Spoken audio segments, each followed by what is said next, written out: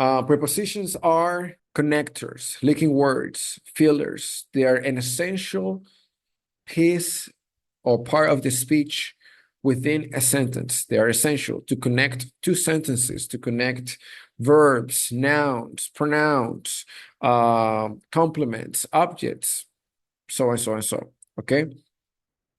We have different type of prepositions. The first one is prepositions of place. Second one, preposition of directions. Third one, prepositions of time.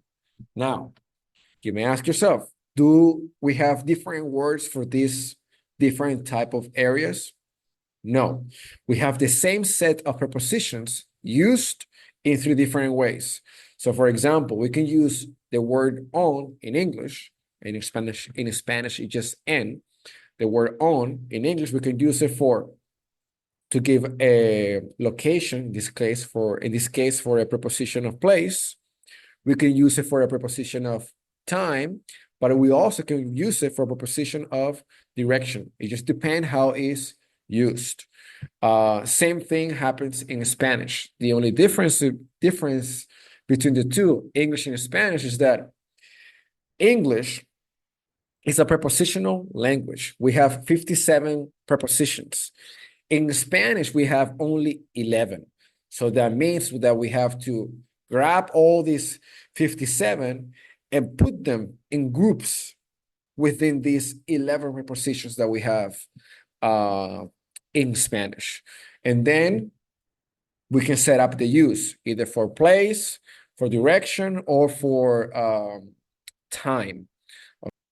Let's start with, I'm just going to give you the general, I'm going to give you all the prepositions that are, and then we're going to set them up in groups. I'm going to give them to you from the English perspective to Spanish. Okay, for example, at, in, and on, the three of them are en in Spanish. So I repeat, at, in, and on, those three are en in Spanish. You can say at the airport, en el aeropuerto, on the table, en la mesa, in the Dominican Republic, en la República Dominicana. Let me repeat those three examples. At, en, at, in, and on, those three mean en, en. First example, at the airport, en el aeropuerto. On the table, en la mesa. In the Dominican Republic, en la República Dominicana. Again, those three are en. I'm just giving you examples on prepositions of place. I'm not using these prepositions in a time way or in a direction form. Just place for you to have an example.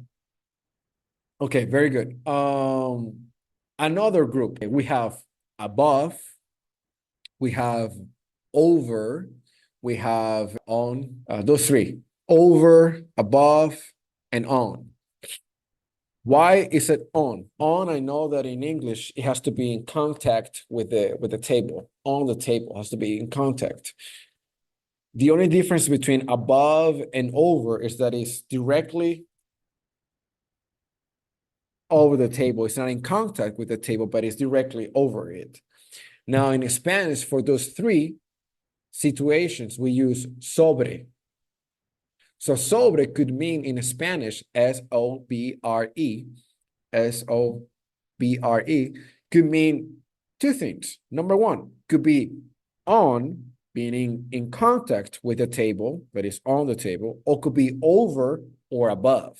For example, I could say, el techo está sobre la mesa. I know that the ceiling cannot be on the table, so it's over or above. So that's why sobre has those two meanings, on, above, and over. Then we have cerca. Cerca in English would be close to or near. It could be also close, just close. Close could be close to. Then we have near, and then we have next to. Those three could be cerca. You also could add the word a, cerca a, or cerca de. You could say cerca, but if you are, saying what you're close to the table, next to the table, that's when you can use, or that's when you're supposed to use de or the word a after cerca. Cerca a la mesa. Cerca de la mesa. Cerca de la pared. Cerca a la pared. Okay? So you have those three. Near, close to, next to. Those three are cerca. Once you use the object that it is close to, whatever, that's when you have to use a or de after cerca.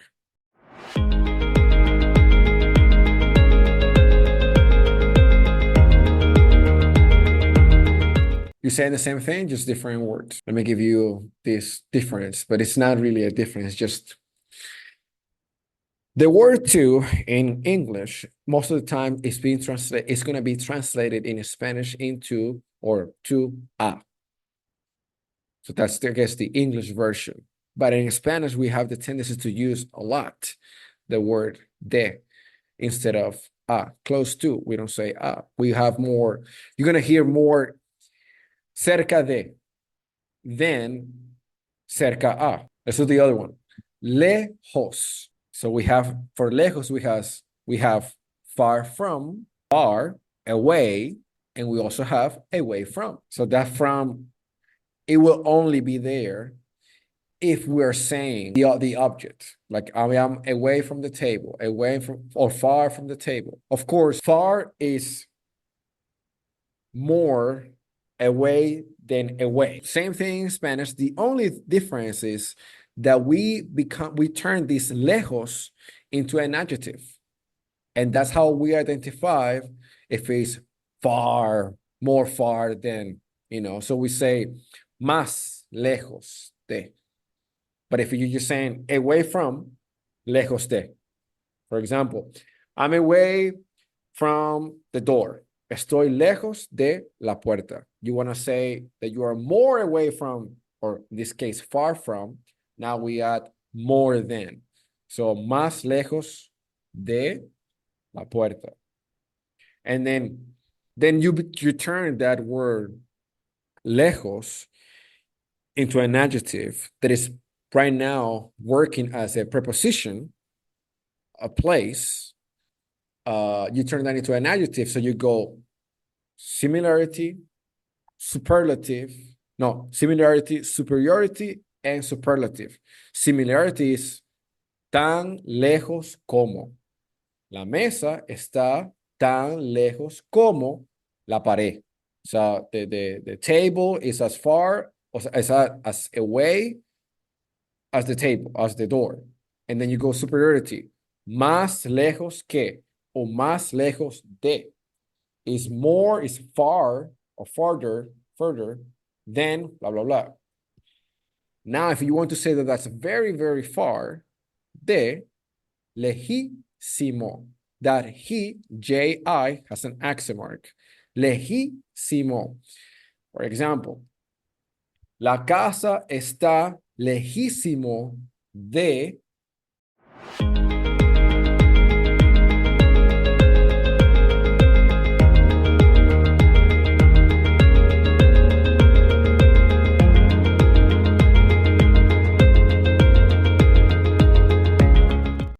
Whatever.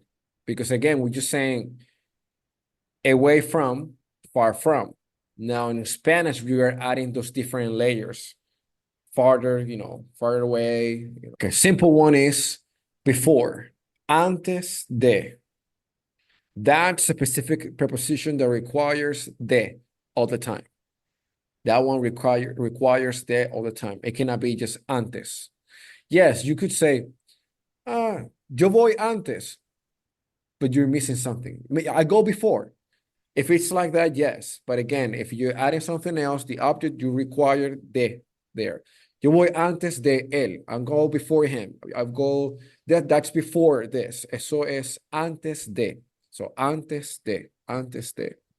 Then you have there after. The next one is after. After is después, accent mark on the E. Después de. Después de. Next ones.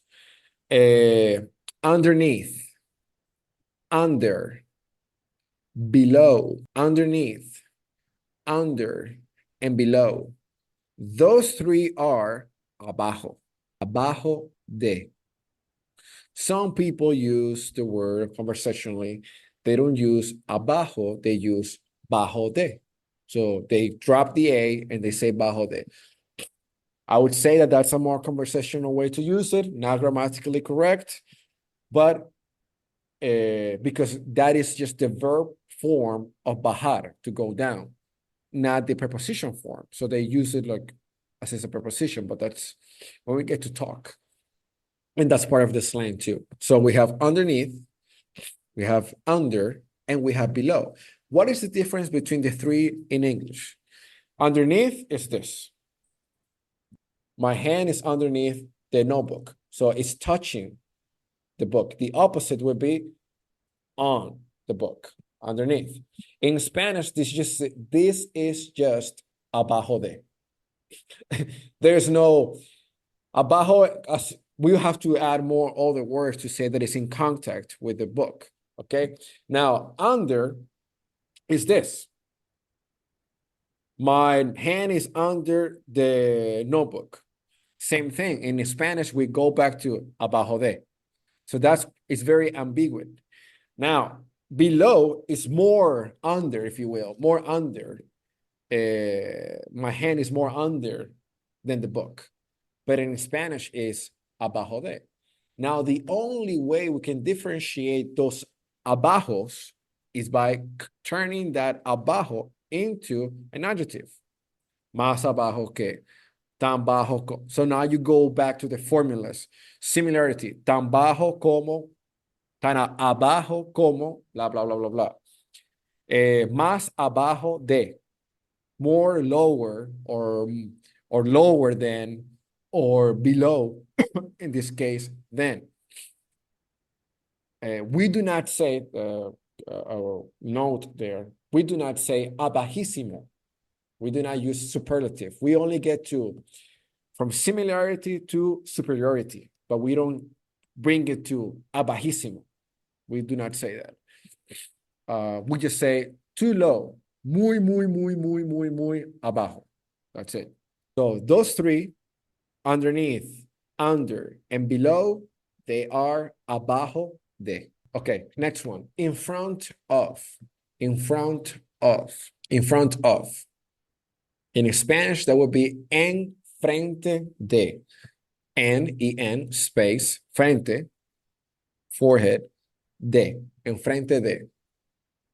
Now, some people, this is again a conversational form. I would say that this one, it is correct. Use instead of enfrente de, they say delante de or adelante de. So adelante de or frente de. So you have those three. Adelante, delante, enfrente de. The three of them must have de. The three of them mean the same. In front of. On top of. En el tope de. Tope. T-O-P-E. En el tope de. So again, this is just the image is a mountain. On top of the mountain. So when you are saying that you are on the top, you have to, same way that is used in English is going to be used in Spanish. En el tope could be used again for giving a place physically or abstractly, or for, you can keep going with the other areas too. But en el tope de, other people, or some people, instead of saying on top of, they say en el pico de, P-I-C-O, en el pico de. The pick, and el pico de. Now this, the image that the Spanish speakers get from this one is it's a very sharp top. All right, so only a few are get to that really sharp or thin top. Sometimes it's used a lot to take that you are, to your limits. You cannot keep hold on to anymore. You're just about to explode or something. People use that a lot, to that pico form, to refer to that. Across. Two ways you can say that in Spanish. Al otro lado. That's the first way. Al otro lado. Across. Al otro lado. Second way. Al cruzar. Al cruzar. So you have two. First one. Al otro lado. Yes, but because you're crossing, you're making a cross. So that's why you're saying across, and that's why you're saying al otro lado, on the other side.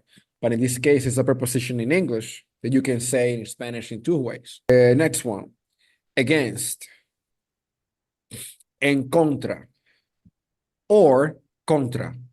En contra or contra. And yes, when you say en contra, you need de. En contra de, and then you say of whatever is against. So, en contra de la pared, against the wall. En contra de la pared, against the wall.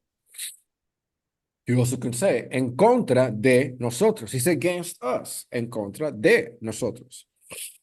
But when you're saying contra la pared, you don't need the de or the en. When you say only contra, you don't need en or you don't need de. You just say whatever you are against the wall. Contra la pared. And that's it. Inside. Adentro. Inside. Adentro. And you can use also dentro. But in this case, inside, adentro. You can use those two, adentro or dentro. Okay. Outside, afuera. Outside, afuera. Offside could enter there, could be part of that too. Offside, when you use it for soccer games, he's offside. That afuera, it means afuera too. Afuera, one word you have there. So out, outside, and offside, the three of them mean afuera. For example, when we're playing baseball, and we use the word out because we have those terms in English. But sometimes instead of saying out, we say afuera. And that's it. Up. You can add up into the category or the group of arriba. Okay. Between. Entre. Now, sometimes you can use, we will talk in depth about that, but sometimes you can just use entre la casa y la tienda. But all the time you can say entre de dos cosas, entre de la familia. And you can add there for the entre group, among. Okay. The other one is along. So along. That is a lo largo de. Space, lo, space, largo de. A lo largo de. Example, there are trees along the road. Hay árboles a lo largo del camino. I said that again. There are trees along the road. Hay, Hay, árboles a, space, lo, space, largo del camino.